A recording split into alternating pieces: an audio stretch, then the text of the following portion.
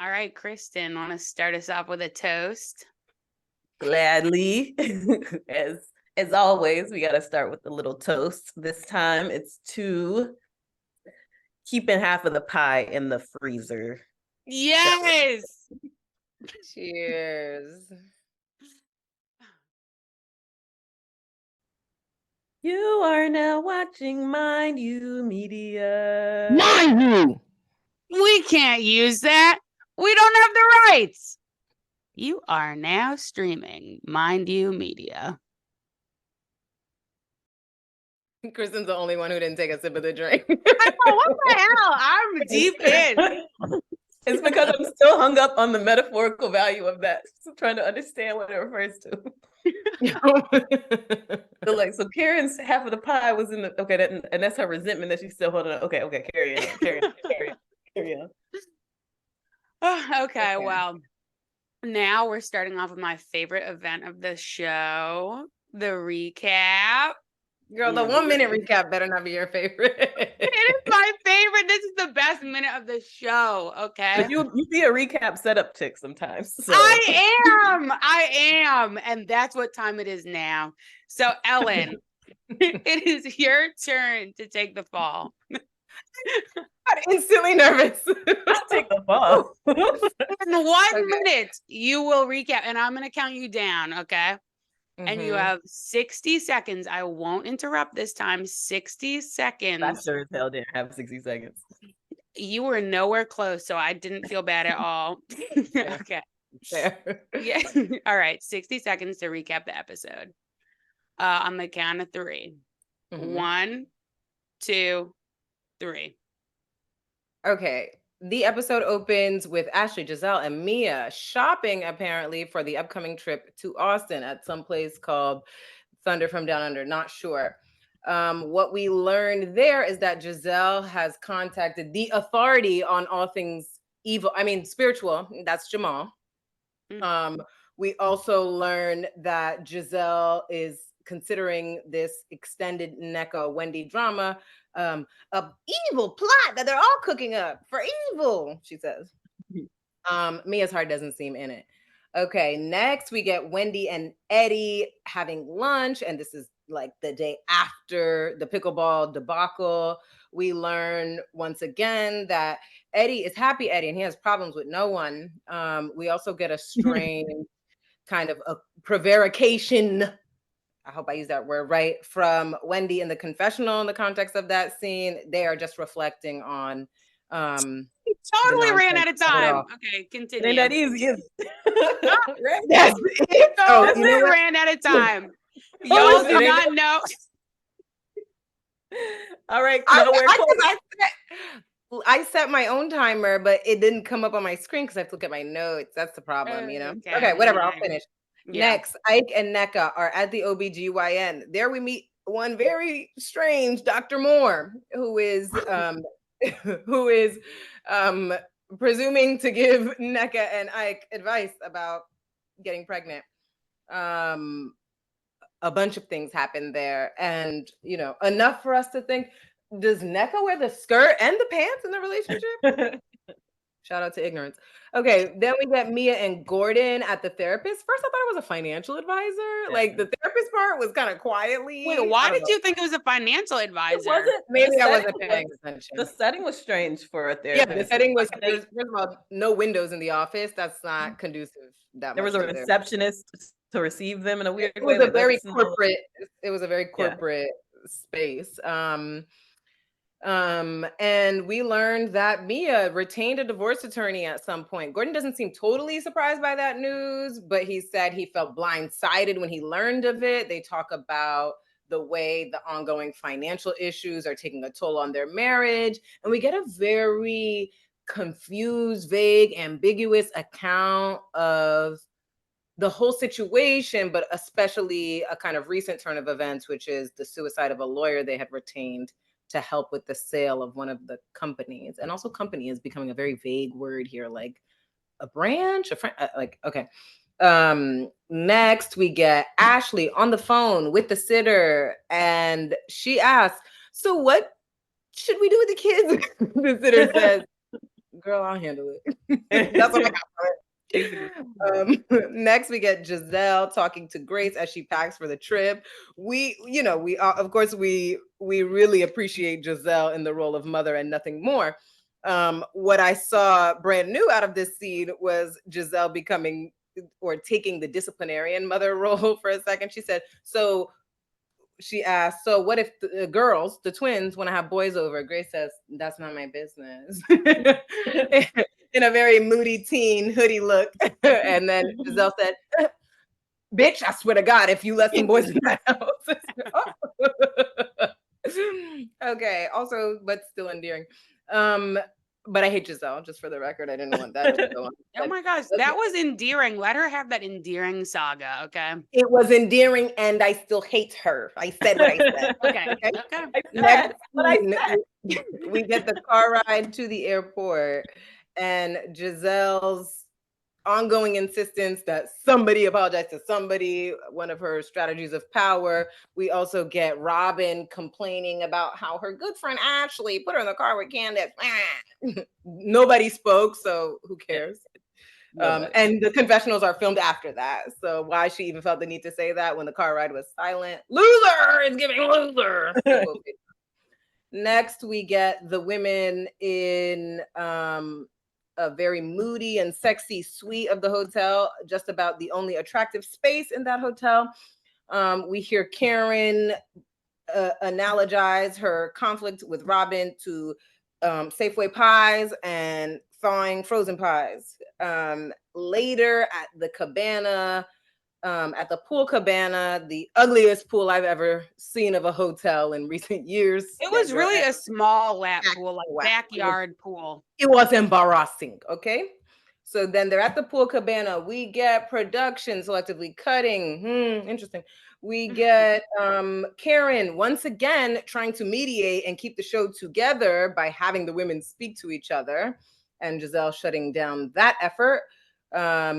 Specifically Karen's attempt to facilitate conversation between Candace and Giselle. Instead, Giselle pivots immediately to say, what about that Necka Wendy drama? Necka Wendy drama. What about run that back? About Nick? Okay, something in common they got. And then we get a range of ignorant comments once again about aspects of Christianity that apparently the former First Lady has no idea about.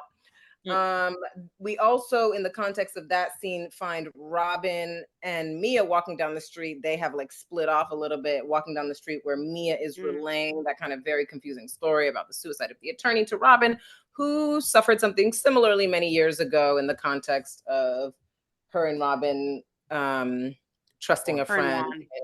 Juan. Yeah, I do that every time. Anyway, the episode ends there. I think, and we have some previews to look forward to, which I won't read. That was quick, not a minute long. That was not. That was. I mean, I wish I kept the timer. That was, I would guess, more than 5 minutes, but we'll let the viewers decide. Y'all interrupted as well. Okay, thank you though, nonetheless, for that robust telling. We got a lot to work with. Curtsies. A lot to work with. Before we get into it, I want to note there is, now we're deep enough in the season, 5 episodes, yeah, where we can really track the amount of flip-flops, contradictory statements, hypocrisy, lies, straight up lies. We could track that from the beginning. But let me note now that we will be like pointing those out as the episode goes on. I believe Candace called them fallacies, falsehoods, and fictions in a prior episode. Oh my gosh, yes. Okay. They do call her the wordsmith. Wordsmithing. Okay. All right. With that being said, South Moon Under. Let's go. Who? I know. Under the sun. I was about to say sun. Is that right? Southern Austin mess. I forget. Keep what the Austin acronym is. funky, because Ashley loves the signifiers on unique, awkward, weird, different. Whatever the Yes. available way of whitening herself she has at her disposal. And that's it. You nailed it. She walks in and she said, I feel like this is my home. The sales rep is like, well, welcome home, girl. She's like, okay. Playing her face. The white woman said, you? This where you live? You're not our desired demographic, but fine. Come right in. We just did a DEI training. This too can be your home. We just did a DEI training. We will embrace you. Yeah, it's like, actually, on what grounds does this feel like home, right? Like we were talking about this before. It's only apparel. Okay. So there is no like actual furnishing to be evocative of your home. There's not a blue wall in sight. Okay. So what exactly is giving you seaside in the city, if we can call that the theme of your house? What it is distilled in its essence, right? Just like nondescript white girl stuff. That's what she means. She feels at home surrounded by nondescript white girl stuff. And if you recall, when we discussed her home, we ended at calling it a model home, which is not to say an aspirational home, but the stock home that you go to a new neighborhood or an apartment complex and you see staffed with inoffensive furniture that can underfurnished, just enough to help the imagination. Lots of grays, blues, and neutrals so as to offend no sensibility. Yes. And to the point of white girl, I mean, I just have not seen even a white woman shop at South Moon Under. So I think that is to be noted. As opposed to a white girl. Yeah. Like, like a young teen. Yeah. Anyway, I also want to say, to Kristen's point about, what is spunky, what is weird is like something Ashley is attracted to. Even the premise of this, what is this episode, them going to Austin, pie in the Austin sky. This is Ashley's idea. And it's like, I have never heard of a group of Black women going to Austin for fun. Like, what is she doing? Well, certainly if they have gone, they're being led by a mixed chick who is trying really hard to bask in white girl stuff. It's not that like, I would go to Austin. I would go to Austin to hang out. But as one of two trips, the domestic trip for the season of Potomac, girl, why? And then you take them to this. Okay, we haven't gotten to the hotel yet, but can we just speak about Ashley's white investments in these trips? Because we were trying to track the other trips she's hosted, and while we can't remember them all, there's the Bethany Beach. Nemacolin. Yeah, okay. So I just had, I had Bethany Beach in mind, but it's like they're both, now I need to think about Nemacolin, but they're both signifying a whiteness from different routes. When Ashley was with Michael, she was telegraphing, propertied, maybe aristocratic in a kind of way. Like, I know wealth. I'm with this woman. Not at that house. I know he's a real estate developer. I'm a properly propertied white woman. Come to my Rehoboth Bethany Beach house. And now she's rebranding to I'm weird. Keep Austin weird. Let's go more eclectic, more bohemian. It's like you can't accomplish that style consistently, Ashley. We don't see you as a bohemian. So it's a different. But she has been angling to be regarded as a bohemian since we met her. And I do know that to be a key signifying strategy of mixed chicks. It's just like bohemian somehow is a way of saying, I don't do the things you normally associate with Black women. We went to Bhutan. I'm into yoga.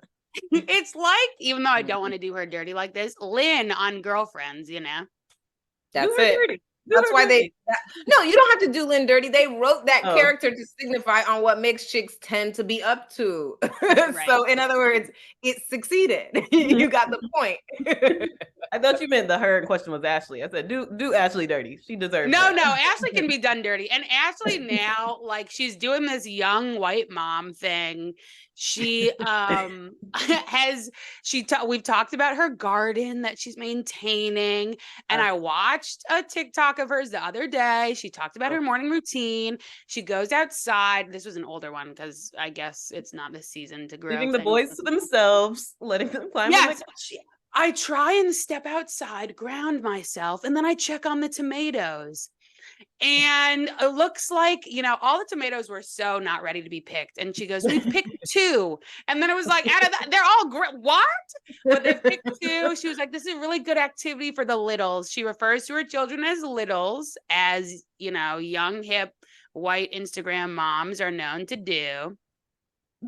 And now she's, she's trying to introduce her friends to Austin. Enough.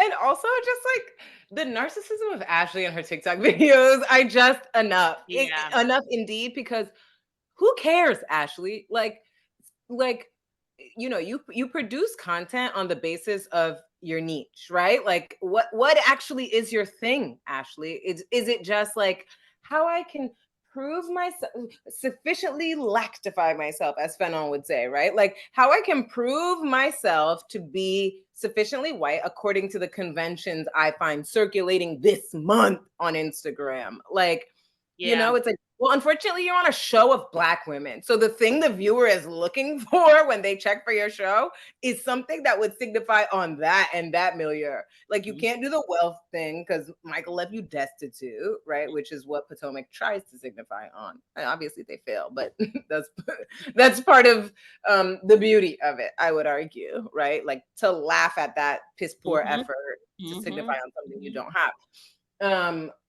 But so could you try and maybe like make content where you give us extra tea on what the women are like? You don't have talent, and you just want us to follow the banal aspects of your little whack ass white life. No, thank you. Get out of here. You do not, like her tagline is, you don't have to dig for gold when you shine this bright. Actually, ain't nothing bright about you except your complexion. Your forehead. Please. Exactly. You're boring. You're jobless. Move on. Yeah. Very, very basic. Like you can call someone basic, but it's rare that you see someone that's just truly the basic model. And that's the aspirational horizon for her. She wants to be basic. And to the point of her narcissistic social media presence, like let us not forget her Instagram on Thanksgiving, where she posts the Thanksgiving dance. We did not. And I pulled up the receipt. I knew there was a dance. No, there was a dance of her. With Uncle Lump. Uncle Lump was in it. Yes. He brought up the end of the line. And then the caption is Happy Thanksgiving from the fam and me. Thank you to the Native Americans who first inhabited this land and nurtured her for the rest of us. Oh! What an account of settler colonialism. Literally. Who nurtured the land for the rest of us. So first of all, they're all dead and gone in that account, right? Yep. And so incredibly selfless that they made this land for you and your white brethren. They lived for us. For you, Ashley? They were Christ-like. They died so that we could live on the land. Oh my God. It was just like her growing the tomatoes for her littles. Okay. Literally, like settler futurity, it's called, right? Like her imagination is because the thing is, she's trying to signify on something virtuous, right? She's trying to be politically astute. Like, let me honor the fact of like Native American heritage, I think. And I think she's doing a land acknowledgement. Literally, but it's like worse than the ugliness of a land acknowledgement, right? Like in your account, the indigenous people are all dead. You didn't name anything specific about the land. you like not even in a like political like consolidation kind of way did you make them all one monolithic thing. You made it so they could have sacrificed themselves on the cross for you and your whites to break bread. Like you're nasty. They walked so she could run. It's dumb. It's dumb. It's all about signifying. It's not even about announcing a like clear. It's not. And that's the most insidiously disgusting thing about her. She's like empty. She just signifies. Like there is no substance or meaning behind anything. It's just like, what signifying strategy will serve me today? Literally. Today, this hour. And then we see one unfold in the sun south down. Yeah, so sun south down. We really got on a let's bring it back. What happens? Well, Ashley meets Mia and Giselle at underneath the sun, and they are ostensibly shopping for Austin, but what they are really up to is consolidating their understanding of what went down at pickleball and who they're going to support in the apparent Wendy and NECA dispute, we might call it. Although that's already decided well before they walk into the store. But so it's a stage. You might say it's a stage. It's a stage. It's the performance of a discussion. And what's determined Giselle leading the way in her goof troop insincere discussion of a way is I 100% believe NECA is and Ashley is letting everybody know, I wouldn't, I the reason, irrespective of my friendship with Wendy, that I'm inclined to hear what NECA says and believe it is, she said it with such conviction. So there must be something to it, is the logic. No, yes. Conviction as the no, tenuous. I don't believe it. I don't believe it. She said it with such conviction, and it was something that was so unbelievable that we must believe it because she's a smart lawyer. Where have we heard this logic for believing something before? Did she say it was Wobbin? Wobbin. Indeed, exactly. Right. Wobbin. We'll also accept, the judges will accept Ron. But I like Wobbin now. I like Wobbin. I used to have a speech impediment. I used to struggle saying my R's, so Wobbin is really hitting for me. It's like in an inner child way. You still do that, baby. Okay, so then the thing about that comment is that for me, it felt very offensive, right? Like it was an insult to the viewers for you to fix your lips and go, the thing is, like, I have to believe her because there is just so much more conviction in her comments. Okay, first of all, it feels like it's what's that? It's attempting to distract you, right? Like this is Ashley loves these strategies. She needs to sound reasonable, and she'll try to do it by invoking some, like, I don't know, multisyllabic words that she thinks make her sound impressive, like irrespective, so much conviction. And it's like, hence why she's really threatened by Candace, the actual wordsmith. But it's like, okay, so Ashley, what's the problem here? What would we need to believe? What is it that we are to believe?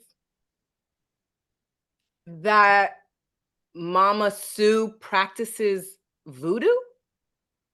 Because that's what gets thrown around sometimes. That she has teamed up with the devil to bring about NECA's downfall? That she called NECA? Like, what is actually on the table for us to believe or to challenge or to question? Ashley doesn't bother saying it because she understands that the force, the important part, is just to signify on NECA versus Wendy. NECA is credible, Wendy isn't. And if Giselle's reason is because she's smart, because she's a lawyer, it's like, well, there's 7 years of schooling versus 3. So Wendy's a doctor of philosophy. You don't give her credence on those grounds ever, like literally never. So if it's about like one's professional accolades signifying on their like capacity to tell the truth, you discount Wendy at every fucking turn, right? Like, and oh, she's so smart, she's rubbing it in our face. But on the basis of just like recalling or relaying a story that this person's mom called me, credence because she's so smart. What does that have to do? These are like, it just feels like she's trying to throw distractions in our face, like we're idiots, so that we go along with her and Giselle's account. Yeah. Yeah. And then Giselle takes it up and consults what you might call a divine authority by Jamal. Can't even keep my face straight on that. As I think Ellen said, the authority, the resident authority on evil. On evil, literally. Okay. That's nothing to play with. That's what he told us. It's like you really want, like, Jamal will have used his congregation, if the rumors are any indication, to do all manner of shameful shit. Okay, like, let's call it at least shameful. And then you want to act like we should take for granted Jamal, like, huh, Jamal? Like, nobody even likes you. Nobody even likes you, Giselle. It's just, I mean, it's just a convenient way to consolidate against Wendy. It's like, it was always going to be to consolidate against Wendy. There was never a question of who was in the right among them. It's just, let's just talk shit a little bit and pretend like we're conferring about this event that we just experienced. But we all knew. All knew. Right. Actually, you ran and told that to your apparent friend the first episode just to start the mess off. Of course, we learned backstory, but it's like, yo, it was never a question. You're setting up. Convenient, but not compelling, right? And I guess that's like part of my whole thing here is like, do they understand something we don't? That if they just materialize the words, they will be able to produce the world as if it is true? Because they don't bother to make a strong case. They don't bother to marshal compelling evidence, right? Which last time I checked were the going standards for credibility in this world. I'm not endorsing those as the standards. I'm just saying those are supposed to be the standards. But they don't bother to do that. It's just like, because Jamal said so. Well, I think a couple of things. One, maybe on a show, they're like, okay, you've made this point a number of times, like, it's offensive to the viewer. I think they're comfortable throwing out something that like wouldn't pass muster in real life because they're like, oh, well, this is an excuse for a show. One. But then two, like, I think that might be the reason for Giselle. But I think for Sevens, they're totally comfortable, with some sort of delusional, absurd, nonsensical, whatever. That's Ashley, by the way. Yeah. Oh, yeah. Yeah. So then for Giselle, maybe she thinks this is like, a Medea stage play where like comedy is like, is it Shakespeare for her? Like, is she just like, I'm just doing this shit for laughs? Maybe. She also seems kind of emotionally invested in this revenge, I think she's invested for her character, but I don't think she's like she's not invested with her whole life, which has been the ongoing critique of Giselle. Yeah, it's her project. Okay. Interestingly, what we were discussing, who doesn't seem invested is Mia. Yeah.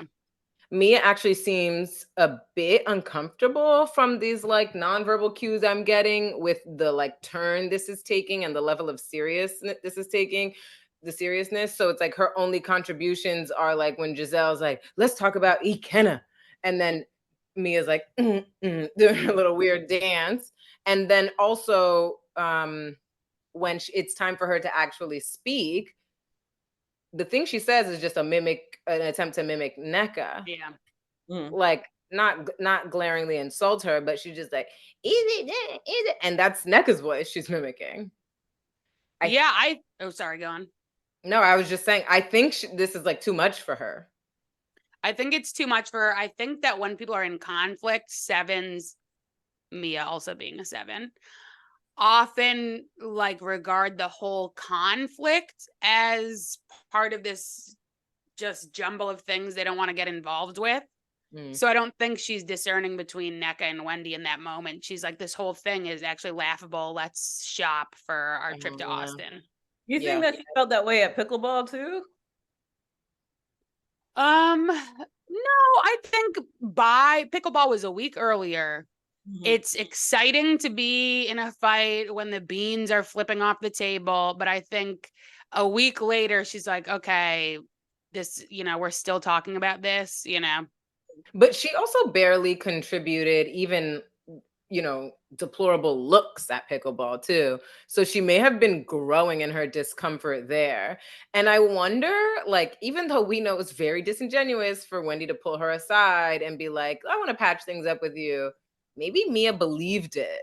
Yeah. Like, well, wasn't it also a wasn't it also at pickleball that Mia contributes the like, I don't want Mama Sue praying against me because like right. I think she was also... never invested in this as a thing because she did say that she doesn't want to go back to hell. That's She's been there, done that. I mean, and that's the story of a 7. I know where I've been, and I do not want to return. Been there, done that, and trust me, you don't want to spend too much time there. we on to the next. We on to the next. You gotta respect it, though. You gotta respect it. She's warning them. Trust me, you do not want to be there too long. Okay. Okay. Wait. Speaking of that, like, can I now raise what I have developed into a theory about how all of this has materialized? Yes, please. I'm a sucker for a theory. I think the reason why we see Mia's like it's because she was actually not originally involved in the hatching of this plot. We literally get Giselle saying it's giving that they're plotting or concocting or conspiring, whatever word she uses for cooking this up. And for me, it's giving projection, Giselle, actually. Here's who I think are the conspirators, the co-conspirators. Giselle at the lead, Ashley, and Robin. Yes. And of course, the star of the strategy, not the star of the program, not the star of the group, is NECA. NECA is the instrument of this, right? It's very important to underscore that. She's the instrument, and she's regarded as such. So I believe what we learned many seasons ago is that Giselle had a very vested interest in getting rid of Monique. And why? Because she's jealous. We could elaborate on the story of her jealousy, but let's just put it simply. Giselle was jealous of Monique. And this is from somebody who don't like Monique, okay? Giselle was jealous of Monique. And when she saw the opportunity to get Monique, after Monique assaulted Candace, to get Monique out, she seized on it. She had meeting after meeting about how we don't need to be filming with her. This is wrong. This is da-da-da-da-da-da-da. Now, that might not have raised too many eyebrows because there's a precedent for it. Atlanta. Yeah. Portia was not allowed to be a lead the season after she assaulted Kenya. But now, in light of a recurrence or a repetition, I'm beginning to see this might be Giselle's new strategy in her plots against Wendy. And she could just be doing that because she's bored and have no other stronger investment than bringing down somebody who she may not be jealous of, but is certainly threatened by. Okay. So Giselle's plan is hatched in advance of the season. And it's like, well, who's going to say that they're friends of NECA? Giselle goes, if I say it, it's going to be very clear what this is about. Ashley, you claim her. So when Ashley is having that lunch with NECA, which they which they previewed 2 episodes ago at the housewarming, by that time, NECA is just being courted by the producers, who I believe have the same agenda in mind. And I do believe NECA told them, oh, yes, I know Wendy Osefo. And I do believe the producers don't like Wendy. And they said, okay, how can we juice this story? So they said, Ashley, do you want to have lunch with her, get a feel for her, see if she would work with the dynamic? So in that instance, NECA is in interview mode. Ashley goes, so Wendy, I heard is Osu, but I believe she had the battery had been put in her back by Giselle already by then. That's why she knows what questions to ask. So she's a doctor. I said a doctor. Okay, medical doctor, doctor of philosophy. Philosophy. What's philosophy? Not the medical. And NECA's like, oh, okay, so doctor of philosophy. Ashley's like, Osu, she's Osu. What about that? And NECA's like, do you know what? Okay, fine, I'll explain that to you. Feels like I'm in grade school again. What Osu is X. I don't know if that's what Wendy is, but I know. So it's not it's possible that at that time Nneka had in mind to come for Wendy, like to be her direct competition. She may have been using her name, sowing the seeds for the I producers. definitely think yes. I think Yes, she used it to get the, the producers in her. The attention of them, for sure, Yeah. for sure. But she didn't know whether she should sell that account to Ashley in this one-on-one interview, right? It's like you kind of want to make a good first impression when you're being interviewed, when you're being courted. You don't know if you should raise a conflict because you don't exactly know where the lines fall at that point. She was right? feeling it out. Exactly. So she's careful. But I believe, to bring it back to Giselle's role, I believe Giselle 100% hatched this plot. And I believe, much like I'm arguing a story of projection in chapter 1 of my dissertation, Giselle knows to talk about people cooking and hatching and conspiring precisely because it's heavy on her motherfucking heart. Yep. Because that's what she's doing. Yep. Yeah. Now, I believe there are several, and that's why she's obsessed with the story. Okay. And I believe Mia was not invited in to cook the plot. So she's kind of outside of it. But Giselle works always, every season, by consolidating her in group, by closing ranks around that which she's going to say, these are the like valued, exalted people. So she's willing to bring Mia in. Part of the reason that she's threatened by Wendy is that she knows that's another troop for Candace. Yep. I think she's worried about that alliance. Yep. Oh, so she has multiple fronts in mind. Yep. Oh, that's interesting. Yeah, no, that's actually compelling in that light too. Giselle is fighting a multi-fronted war. Yeah. And she's not sure. Oh, just thought of another thing. She's not sure whether Karen will be, she's actually probably strongly suspects Karen will be in the other camp. Yep. Exactly. Yes. She keeps trying to feel Karen out every time they have group things.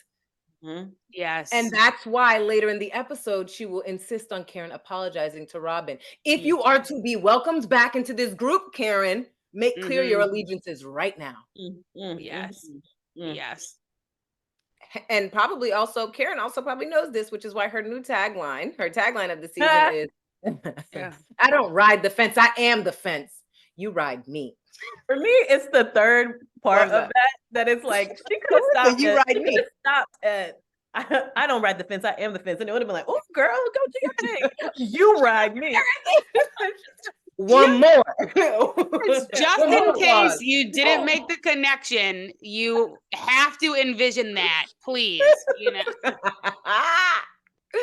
It's such a risky thing to say, and you love it. I love me some Karen. I will never not love me some Karen. Even when she's not on the right side of history, I love me some Karen. Even first season Karen. Oh my goodness. No first season Karen. I just started going back. She was that pie is in the freezer. That slice is in the freezer for me. I say when she took her implants out is when it really took off for her. That was at season 3, maybe. Yeah. Okay, switching gears, because this was one of the more interesting moments, I would say, of the episode. Layered. The damn OBGYN. Okay.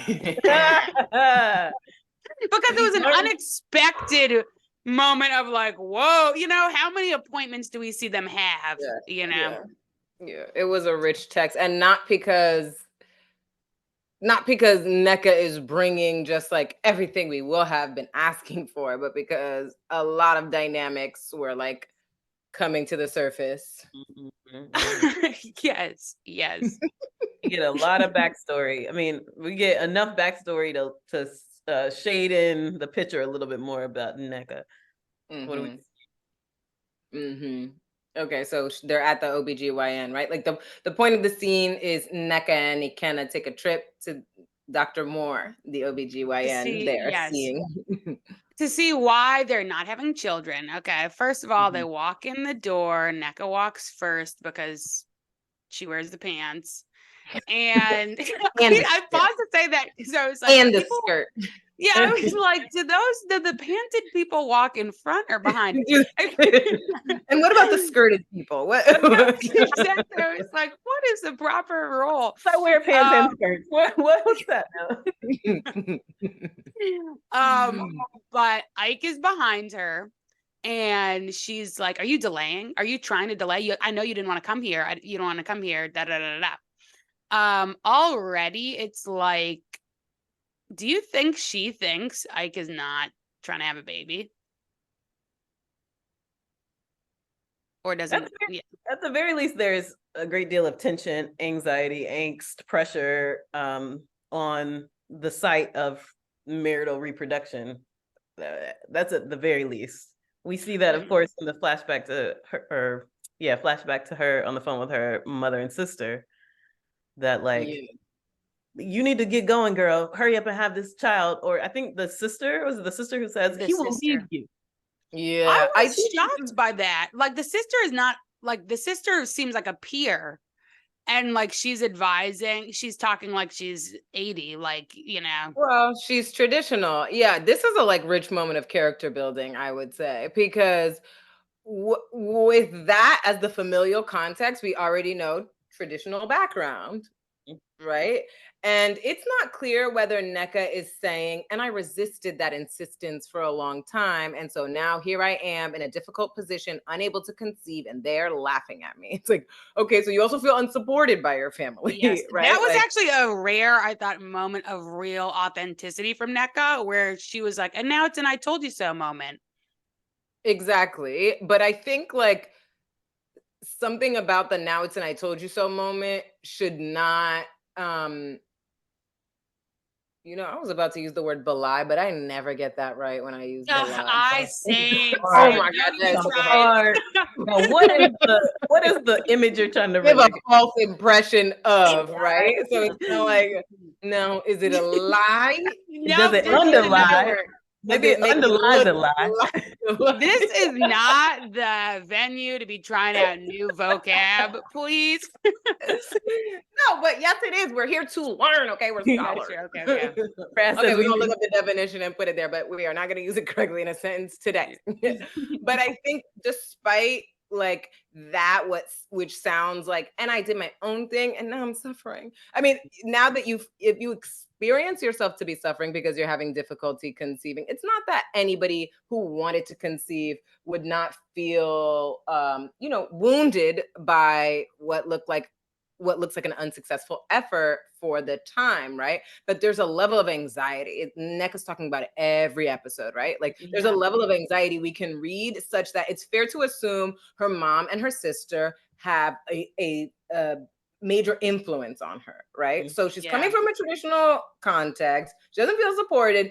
And I would argue she's impressionable, right? Because she's like, and now they're gonna be laughing at me, right? Yeah, because even before this, to me, it didn't seem, and I'm not one to say like she doesn't want a baby, but it doesn't seem every time they talk about having children, it doesn't seem like she really is like lit to be a mom. It seems like she feels pressure. This is what I'm supposed to be doing now, and I'm trying to do it, you know? I mean, and maybe you got that impression because she also has champagne with her prenatals. Yeah, and it's because she's talking about the baby when she's showing around around the house, and it's more like a lifestyle that she wants to take part in, than like. I think I'll say something about what I think is Ikenna's position, but I'm just to say the thing about the character building we're getting. My sense is also like, given the sister like, Ike is gonna leave you if you don't have that baby. First of all, we don't get any impression from Ike that that's going to be the case. On the contrary, right? Right. Like, whatever. But like that makes me think like there is something about the like traditional values, traditional as they may be, are also very modern in that they regard relationships as instrumental of a sort, right? Like if you cannot be of use to this man, what we assume is what he's looking for out of you, looking for from you, he will drop you. Right. For me, these are useful nuggets to further build the character of a young Nigerian lawyer who might do anything to get on TV, including assail another Nigerian. And when where traditional meets modern is another word for anti-Black also, right? And who might also see no qualms about, I mean, first of all, who wears the skirt and the pants? That just occurred to me too, right? Like that kind of sentiment is motivated by these traditional values, but who also might say like there is a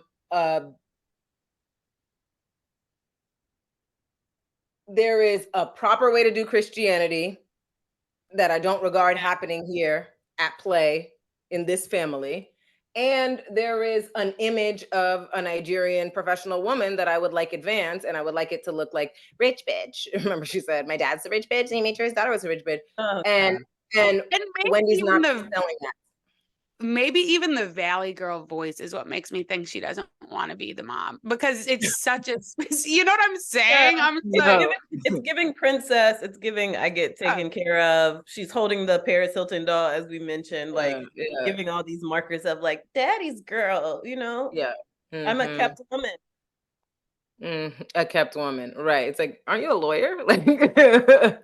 This would seem like grounds for you to stand in your own accomplishments, but it's like, I'm a kept woman. I'm taken care of.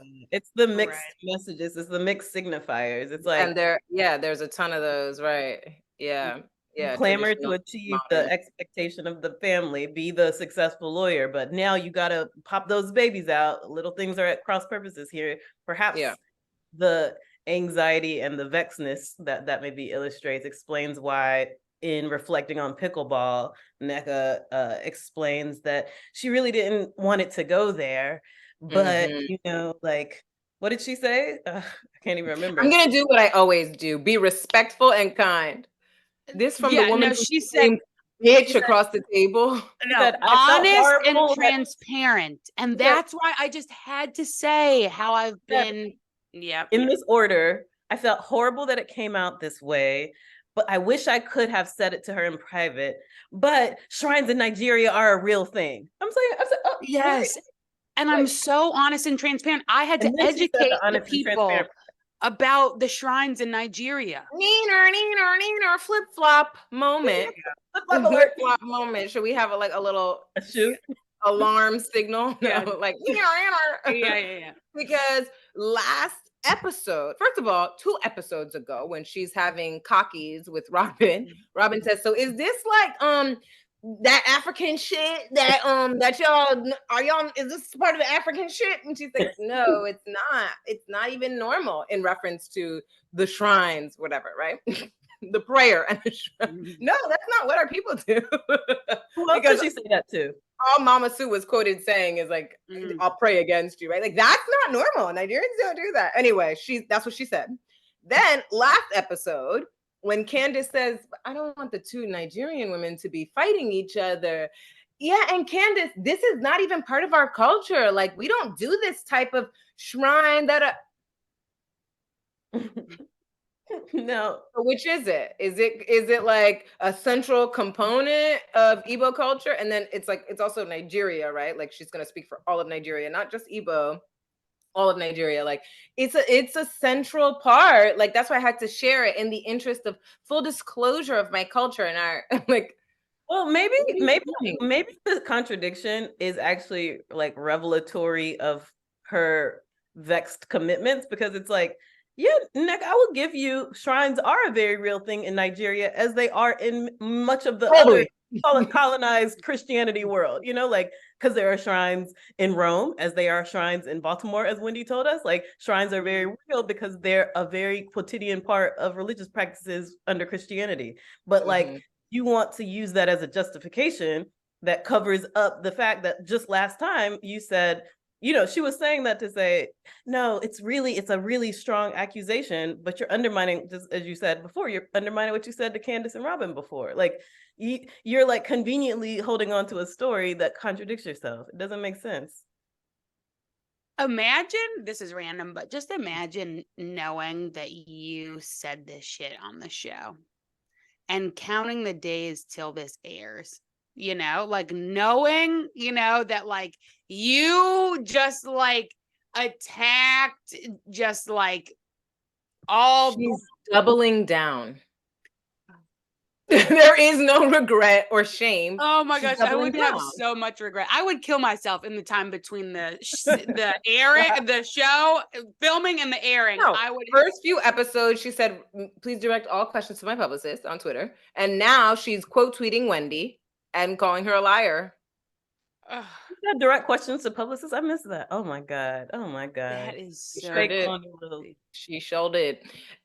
Okay, but this is the other part that I think accounts for what we see in that scene as Dr. Moore's interventions. I actually believe Ikenna is not interested in having a child either right now or, which doesn't seem unreasonable. He lives across the country. Like, yeah. for her to be getting pregnant at this moment seems wildly inconvenient, until at which point he is returned and settled. But in the preceding episode, when she points they're out, building a house, like what? This is going to be the room for the kids. She has to be like, our kids, all the ones. And he's like, oh, sure, fine. Like, he seems very much disinterested. And I believe her very much. First of all, she's probably ambivalent, as y'all pointed out. And so she's probably projecting some of her ambivalence onto him. But she said, is this another stall tactic? You already didn't want to come to this. You're finally coming to an appointment. He's not normally showing up to the OBGYN with her, right? And like in the car ride last episode, he's like, you're always ovulating. She's like, aren't you a doctor? Like, no, I ovulate once a month. Like, so I raise it with you when I am in fact ovulating. And that's the optimal time for us to try to conceive.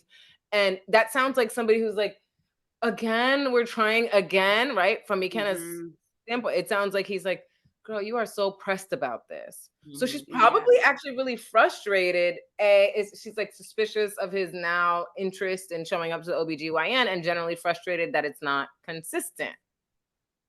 And now, you know, he finally shows up and turns out he's the star of the show. Dr. Moore only wants to talk to him.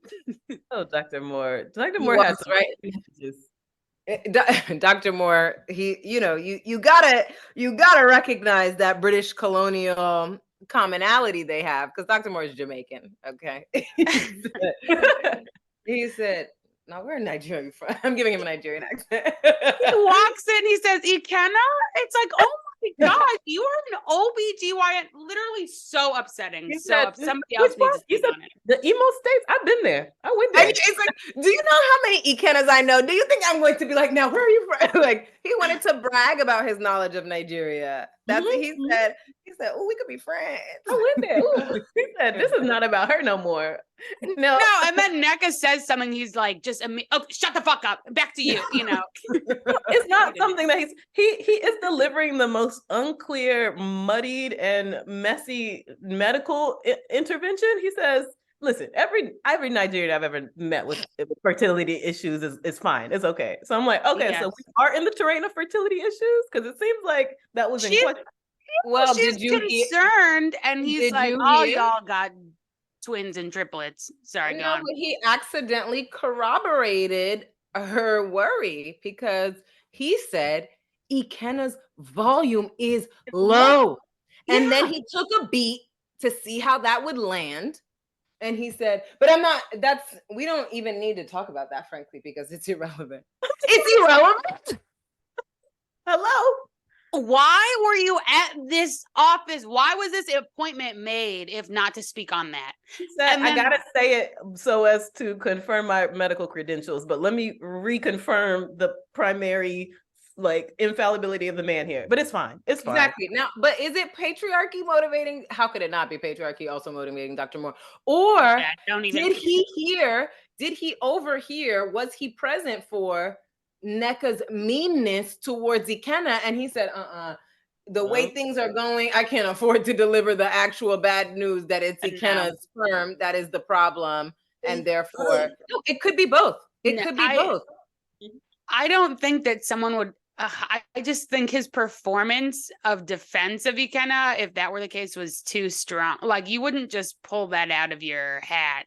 No, like your am I saying that normally he's not a patriarch or a sexist or no, I'm not saying that. He's from Jamaica. I'm saying inside of the framework where we can safely assume patriarchy is the structuring logic of our order and that this man is sexist. He said, I don't like the way she was talking, but he might otherwise be like, this is a very good, where is my Jamaican accent when I need it? God damn it. Okay. But his point, he might otherwise endorse a happy Black marriage. Yeah, no, right? that's like, true. If they were, but instead he said, I don't like the way she's talking to him. He was lashing out in defense. And she was talking to him crazy, but we don't know why exactly. She was. And that's why there were so many layers to this scene. Like every moment that someone spoke, it was like, oh, you know, because then it's like, you know, I want to, like, I'm angry at Dr. Moore. And then, like, he kind of responds, okay, whatever. Then NECA responds, we just need to have more sex. But you were complaining about the amount of sex last episode, Ikenna. Yes. He heard the call. He heard the call from Dr. Moore to say it with your chest. And he said, bet. Yeah, we just need to fuck more. You know, I'm a kind. Like, shut up. Please. Yeah, with the production's little sperm imagery. Shut up. Oh my gosh, yes. And the thing is, he said, my sperma, like Michael Phillips. Yes. No, he said Phelps, right? I felt like he said Michael. He said Phillips. He said Phillips. But it's like I think one other key resolution that that might resolve this problem that we've learned already in the context of is if he came home more often. I thought you were gonna say if they split. I think they should just call it quits now.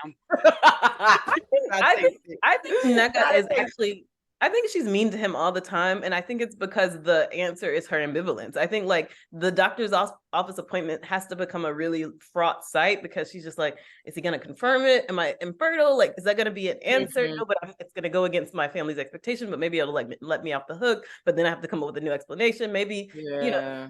Yeah. And maybe she needs him to be convicted so she can like, you know, settle on a position. But if he's also ambivalent, it's kind of like, she's punishing him for a thing they have in common. Yeah. Right. Because I think if she were convicted, he would be way more on board. Possibly, but he lives across. And here's another moment of flip-floppery. This is actually from the preceding episode, but she's like, he's, so 1 week he works and then he gets a week off. And so, you know, then he's working again. So it's like, I see him once a week. But by our math, he should be off 2 weeks a month. He sees him once a month. Once a month. She said she sees him once a month. Yeah, but he should be off 2 weeks a month. So is he not coming home for that second week off? More than likely, he might avoid flying back and forth for 4 legs of the trip. You know what I mean? Like he's like, I'll stay here this week and then I'll go to LA, have my week of work, and then I'll rest in the week, maybe in the week that I have off, and I'll work again over there, and then I'll come back next month, the start of the next month for my week off. Right. Which is why he would experience her as always ovulating, because he's only in town when she's ovulating. When she's ovulating. He's making sure the overlap that week he's there with her ovulation. Or maybe she is. Yeah. That's the scheme. That's the plan. Yeah. And she's instrumentalizing him again, like when she's like, you need to wife me, you need to wine and dine me, spend your money on cocktails. It's like you're married. His money. Like in order for her to be prepared for them to have sex and potentially conceive, right? Once again, instrumentalizing. But it positions him as if he wants the baby, and so she needs to be buttered up in order to give him what he wants. Because he wears the pants. Just don't do it, NECA. You cannot just don't do it. I don't think y'all quit. Yeah, just don't. Don't bring someone else. Can you imagine this? The family. This okay. We don't have time for that. But can you imagine this child being brought up in the light of Dear God, please. I don't want to imagine it. We do not need because a child also even like for the viewers that did not watch the episode, like when she was being rude to Ikenna, it wasn't just in the context of like when Dr. Moore was wilding out. It was like little moments before Dr. Moore came in. She's telling him, quote, "Stop talking, keep quiet." And it's just like, what type of relationship is this where it's like what, where that's the dynamic? Mm-hmm. Well, So. that's what he said to her at pickleball also last week. Yeah. No, but she was cutting him off. Like she had already decided though that he shouldn't raise that thing with Eddie, so she needed to stop him. But he was like, "No, I'm gonna get it out." I mean, He unfollowed me. the last point on them is the very names. The names. Now we meet Ikenna first as Ike, but what's the deal with the spelling of the name? Because when we see Ikenna written out, it's Ikenna, right? Yes. Ikenna, yeah, that's how you spell Ikenna. But Ike is spelled Iyke. What's that? Mhm. What is that? Why is that happening? Answer, producers. Why are you Please. spelling his nickname with a Y? I've never seen it. Feels like an exoticizing gesture, and it doesn't make sense. Especially if you are trying to go by Ike, you want your name to sound American, So why are you adding, and not, you want it to sound like white people's American, like why add a Y? You wouldn't do that. Yeah. I feel like. And now, by the way, Ike is a very common nickname for Nigerian men named Ikenna and other extended versions of it. So you might have to take that up with them. But it remains a possibility. It remains a possibility that it's an Americanization. They won't have been the first immigrant group to do that, right? But yeah, there's something I doubt, to your point, I doubt it was those two. I doubt it was either Ikenna or Nneka who said, spell it with the Y. Because Nneka has told us her investment is in simplifying things for the Americans. That's right. You got to remember, everybody knows how to spell Ike in their mind. If it has a Y, then suddenly you're remembering someone's different. Da da da da da. Let's see if it changes over the season. Let's see if the producers change the spelling of it. I don't think that. Well, I don't know. Yeah, comment if you notice anything change. Yes, let us know. Let us know. All right, another interesting couple dynamic. G and Mia at the therapist / some of y'all thought it was a financial planner. I'm still dead. Lawyer / business office. That's what I thought. I said, oh, the auditor, the tax lady. Yeah. Is this the divorce meeting? That's what I thought at first. Are they going to consult the divorce attorney? The diverse attorney? Diversity.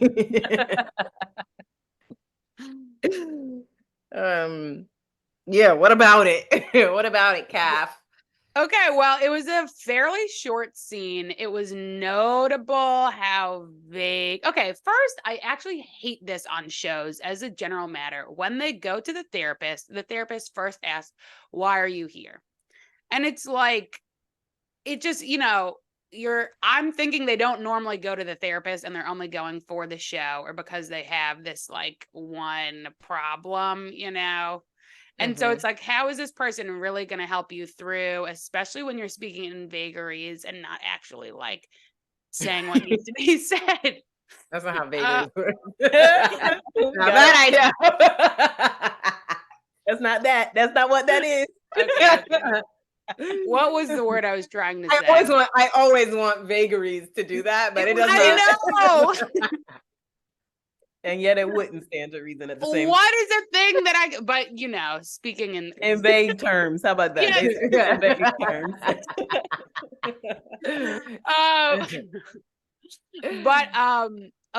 Okay. Also, I want to say about this scene before I, let you two speak, is Mia responds in terms of like, why are we here? She's like, we're having trouble in our marriage. I actually, I got in touch with a divorce attorney.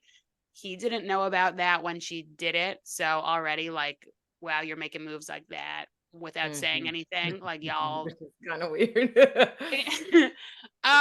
But then on top of that, like she acted like their main issue was that he works too much. When Flip Flop